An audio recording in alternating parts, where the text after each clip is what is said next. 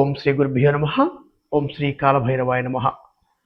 మంత్రసిద్ధికి మంత్రం జపం చేస్తున్నటువంటి వారికి, అలాగే గురువు వద్ద నుండి ప్రత్యక్షంగా కానీ లేదా పరోక్షంగా కానీ మంత్రాన్ని స్వీకరించినటువంటి వారు ఈ 3 తప్పులు ఎట్టి పరిస్థితుల్లో కూడా చేయవద్దు.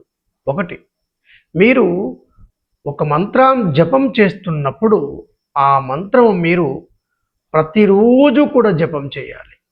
మీరు మీ యొక్క దేహాన్ని నిలబెట్టుకోవడానికి, మీ దేహానికి శక్తిని సంపాదించుకోవడానికి ఏ విధంగా అయితే ఈ యొక్క అన్నపానీయాలు స్వీకరిస్తున్నారో, అలాగే మీ లోపల ఉండేటటువంటి అంతర్గత శక్తిని పెంపొందించుకోవడానికి, మంత్రదేవత యొక్క అనుగ్రహాన్ని పొందడానికి ఖచ్చితంగా ప్రతిరోజు కూడా నియమానుసారం జపము మాత్రము చేయాలి. జపము రోజు చేయకుంటే ఫలితము శూన్యము. రెండవది, ఒక మంత్రాన్ని మనము గురువు దగ్గర నుంచి పొందినప్పుడు లేదా ఒక మంత్రం మనం జపం చేస్తున్నప్పుడు ఆ యొక్క గురువు పట్ల, మంత్రదేవత పట్ల సంపూర్ణమైనటువంటి భక్తి శ్రద్ధలు, విశ్వసనీయత, కృతజ్ఞత కలిగి ఉండాలి. ఒకవేళ అలా మీకు మంత్రదేవత పట్ల కానీ గురువు పట్ల కానీ విశ్వసనీయత, కృతజ్ఞత, భక్తి లేదనుకోండి, ఆ మంత్రం మీకు ఫలితము శూన్యము. అంటే ఎప్పుడు కూడా మనము ఈ మంత్రము నన్ను రక్షిస్తుంది, నా గురువు నన్ను రక్షిస్తారు, నా గురువు నాకు మార్గాన్ని చూపిస్తారు అనేటువంటి భావనతోనే చేయాలి తప్ప ఏదో చేద్దాములే చూద్దాములే అనేటటువంటి వారికి మంత్రసిద్ధి కలిగేటటువంటి అవకాశం ఉండదు, ఫలితము మాత్రము శూన్యము. మూడవది, మంత్రజపం చేస్తున్నటువంటి వారు మంత్రసిద్ధి పొందాలనుకునేటటువంటి వారు ఎట్టి పరిస్థితుల్లో కూడా పరస్త్రీ వ్యామోహము, పరపురుష వ్యామోహము, అక్రమ సంబంధాలు ఎట్టి పరిస్థితుల్లో కూడా ఉండరాదు.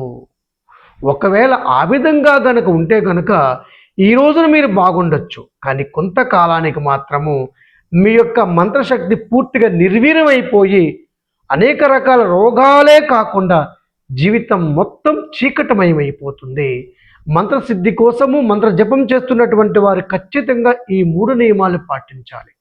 ఈ 3 నియమాలు పాటించకపోతే మీరు ఎంతో కాలం నుంచి జపం చేస్తున్నా, ఎన్ని మాలలు జపం చేస్తున్నా ఫలితం మాత్రము 0.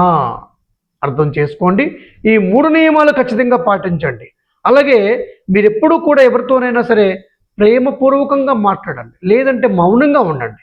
ఎవరిని దూషించడం కానీ, శపించడం కానీ, బాధ పెట్టడం కానీ, మోసం చేయడం కానీ, లేనిపోని అబద్ధాలు చెప్పడం కానీ, లేదా మా గురువు ఏం చేస్తున్నాడు, లేదా వాళ్ళు ఏం చేస్తున్నారు అని వాళ్ళ మీద వీళ్ళ మీద నిఘా పెట్టడం కానీ ఇటువంటివి ఎప్పుడూ కూడా చేయరాదు.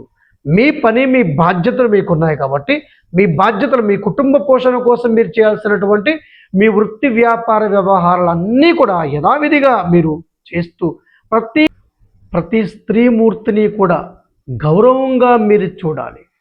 వారికి గౌరవాన్ని, వారికి మొదటి ప్రాధాన్యతనివ్వాలి. అందుకే ఈ యొక్క మంత్రోపదేశంలో ముందుగా మాతృభ్యో నమః, మాతృభ్యో నమః నుంచి ప్రారంభమవుతుంది ఈ యొక్క మంత్రము.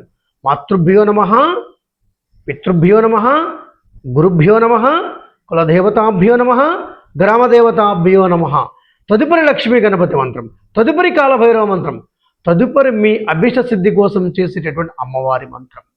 అమ్మవారి మంత్రంతోనే మనకు మన జన్మ సార్థకత అవుతుంది.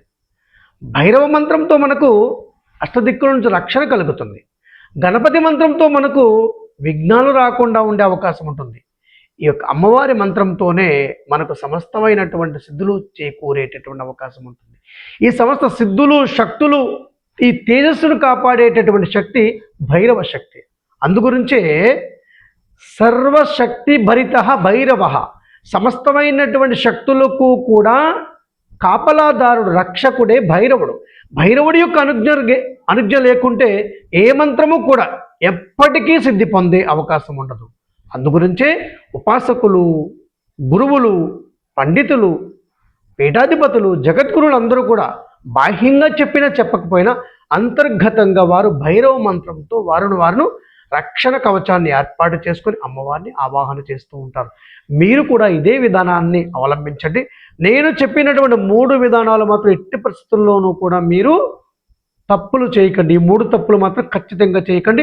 మీ భార్యను గౌరవించండి, మీ భర్తను గౌరవించండి, మీ చుట్టూ ఉండేటటువంటి అందరినీ కూడా ప్రేమించండి.